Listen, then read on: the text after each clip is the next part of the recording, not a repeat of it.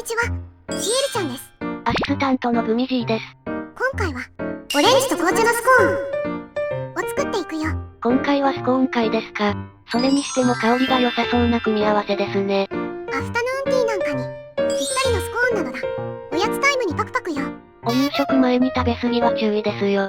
材料は概要欄をチェックじゃ。ぜひ最後まで見ていってね。事前にバターを細かく切って冷やしておこう。そしたらオレンジも切っていくよ。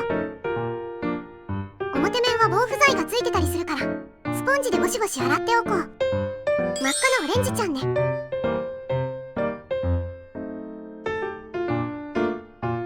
2枚くらいは飾りで取っておこうかしら。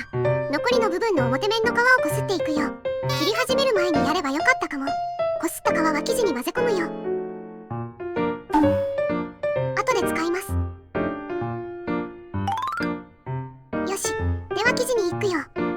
ホットケーキミックスをボウルに用意。紅茶の茶葉を入れます。茶葉はアールグレイです。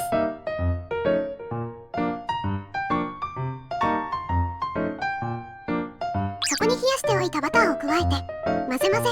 サブラージュみたいなことしてるけど、最終的な生地の硬さは緩いのでダマなく混ざれば OK です。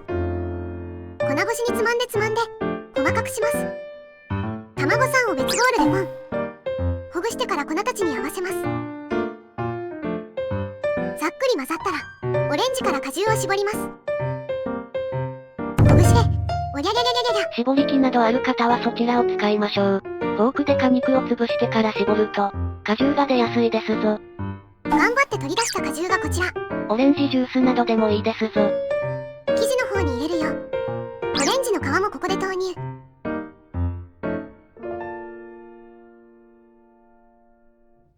これで生地完成。一旦冷蔵庫で休ませます。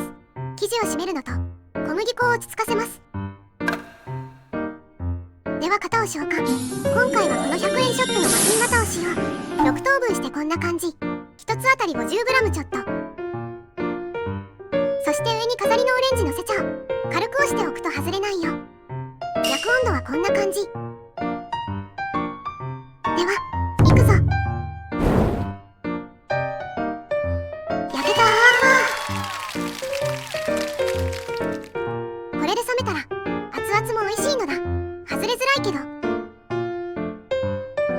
完成。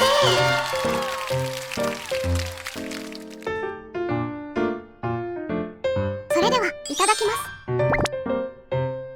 美味しい。サクッとホロホロ食感で、オレンジと紅茶の香りが良くて、アフタヌーンティーやおやつの時間を優雅にしてくれるね。甘さ控えめでパクパク食べれちゃう。けど口の水分が。ぜひ紅茶など飲み物と一緒にお召し上がりください。甘みがホットケーキミックスの中のお砂糖だけだから、お好みでもうちょっと甘みを足してみてもいいかもね。今回はオレンジと紅茶のスコーン、いかがだったかしら。ぜひアフタヌーンティーやおやつタイムにお試しください。貴族ごっこしましょう。